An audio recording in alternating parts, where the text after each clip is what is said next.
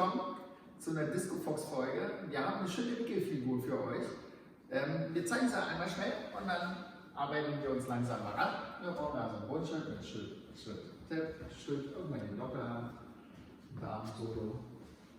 Zack, rein, Wechsel, hier wechseln, rein, ins Körbchen, rüberholen, hochholen, und wieder rein, wechseln, zack, schon wieder kurbeln, anderthalbfach Drehung vorholen, da ranholen, fertig. Langsam gezeigt. Doppelhandhaltung, ein Darm unter beiden Händen durch. Jetzt dreht er sich links rum, wickelt sich in seinen linken Arm hier ein.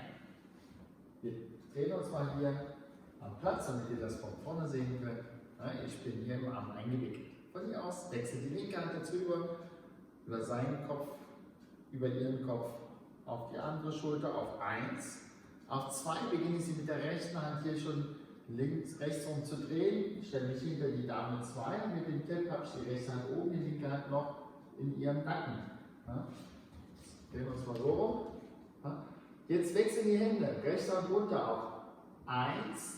Die linke Hand bitte hier nicht fest, sondern hier drüber kann über 2 und dann geht die linke Hand runter und die rechte hoch und wir haben das Tab, rechte Hand ist oben, linke Hand ist unten.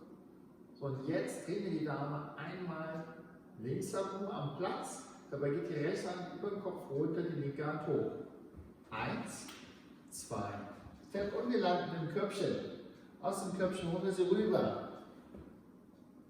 In den linken Arm auf Nackenhöhe.